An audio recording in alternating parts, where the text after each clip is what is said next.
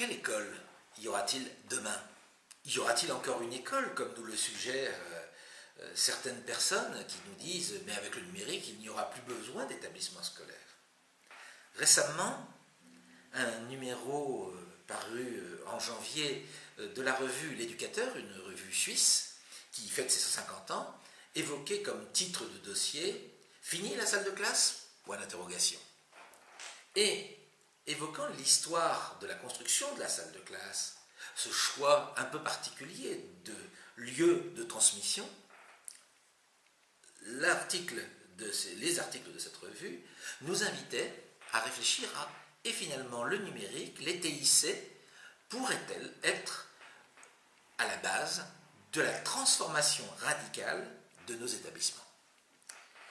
Alors, dans les scénarios que l'on peut faire, il y a des scénarios très extrêmes, très utopistes, qui sont d'ailleurs ceux que l'on entend ici ou là dans certains mouvements un peu extrémistes sur comment finalement on pourrait se passer de l'école et apprendre par soi-même.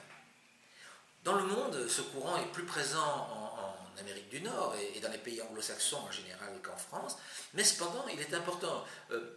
L'instruction à la maison ou l'instruction en dehors du système scolaire est quelque chose qui, comme le dit John Holt par exemple, est un fait qui mérite d'être interrogé. On pourra d'ailleurs à ce sujet-là regarder le film Être et devenir, qui est très peu connu mais qui est sorti en mai dernier et qui évoque cette question-là. Mais plus largement, le numérique nous interroge sur quel type d'école il y aura à l'avenir. Pourquoi quel type et non pas quelle école?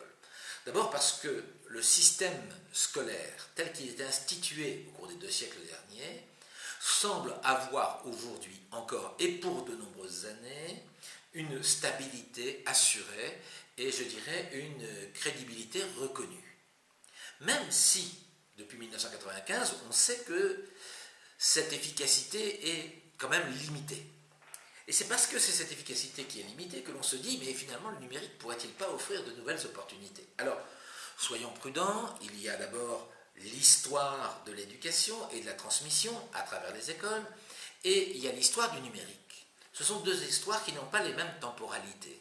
Même si les moyens technologiques vont très vite, il est quand même compliqué d'imaginer que l'école puisse évoluer à la même vitesse, compte tenu du fait que la forme scolaire que nous avons est quand même extrêmement ancrée dans notre culture, et en particulier dans la culture occidentale, comme l'indique d'ailleurs très bien Salman Khan, qui est un peu ce qu'on appelle le père de la classe inversée. Si vous lisez son ouvrage sur la question, eh bien, sur la Khan Academy, eh bien, il explique justement cette différence entre un système très institué et puis des possibilités qu'offre le numérique.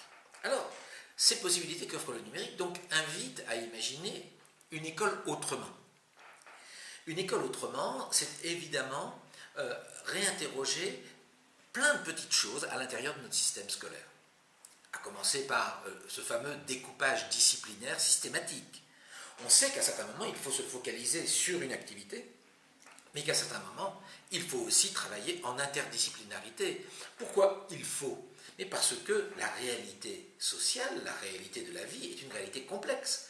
Si nous ne préparons pas nos jeunes à aborder un minimum de complexité au sein du système scolaire, que va-t-il arriver lorsqu'ils se retrouvent à l'extérieur de ce monde scolaire et qu'ils se retrouvent dans la vie en n'étant pas forcément prêts à affronter cette complexité?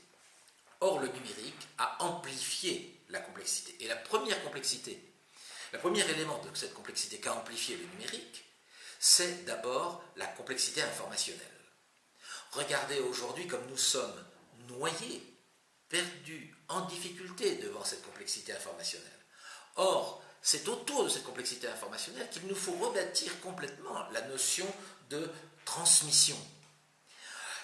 Tant que le périmètre est maîtrisé, est enfermé et limité, il est toujours très facile de contenir, je dirais, l'information. Mais dès lors que ce périmètre n'est plus limité, alors il nous faut travailler différemment. Faut-il pour autant abandonner le modèle de l'école? Faut-il autant partir? On n'en sait rien pour l'instant. Ce que l'on sait simplement, c'est qu'il faut manifestement repenser le temps et l'espace de l'apprentissage scolaire. en particulier en s'inscrivant dans une dynamique qui est une dynamique que l'on connaît, mais que l'on a du mal à imaginer, surtout dans la société actuelle, alors qu'on en parle beaucoup, c'est la dynamique de la formation tout au long de la vie.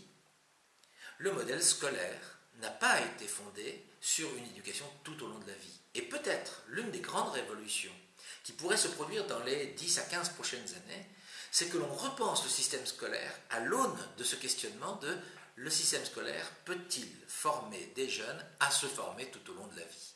Voilà un vrai défi que le numérique nous invite à poser aujourd'hui à travers, entre autres, la concertation numérique, mais aussi les travaux que nous menons tous ensemble, très modestement au quotidien dans notre classe, mais aussi plus globalement dans des journées comme celle-ci. Je vous remercie.